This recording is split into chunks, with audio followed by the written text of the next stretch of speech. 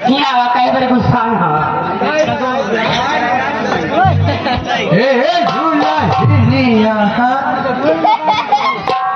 बाबा बाबू हे भगली का बाबा ही बता रे हाँ कई कहा रहा थे रे का बाबू तुमको पता नहीं बका हरा हतई हे झूला हिलिया अरे बोले क्या बाबू अरे मोरे लगवट रे भगली अरे बाबू बतावा तोहरे लगवा हे झूला हिलिया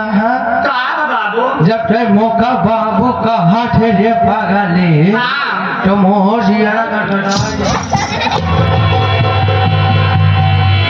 का बाबू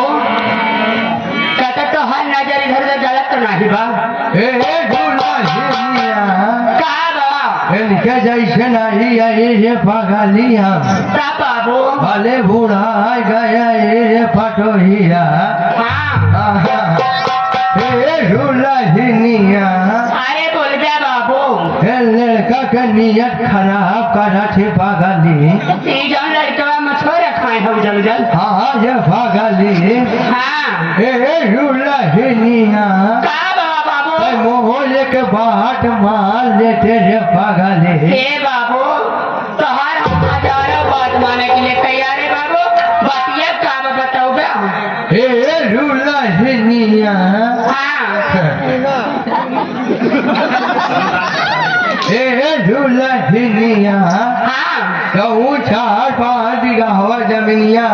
नाले हाँ बाबू वो छोरे नाम कही दे जे भगली का बाबू जब 4-5 बीघा खेत बाबा हमें नाम कर दे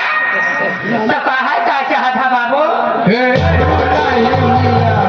हाँ इन्हीं के जैसे मऊ चौक पर जैसे महुआ ना जाए उसे तोड़ जमानी अच्छा हाँ तो देखिए मैडम जी समय देखते हुए हमारे कपूर प्रधान जी आए हुए हैं बहुत सम्मानित प्रधान जी हैं सबके लैटरिन भी यहाँ है हाँ सबके लैटरिन हम कौन मेरी सरकारी आता है आवाज बतावा क्या आवाज था बताओ तो का नहीं पता सब कहावत करा थी ना कि हमारा लैटरिन खाइए हाँ तो लेकिन में बैठाए थे तो सरकारी तरफ से जो 12,000 15,000 के आता है हाँ। उसको बोलते हैं अच्छा ये बहुत समझदार है अरे भैया ये हमारे के ले जाओ दूरी से नहीं काम बना था जितना मेरे से बना था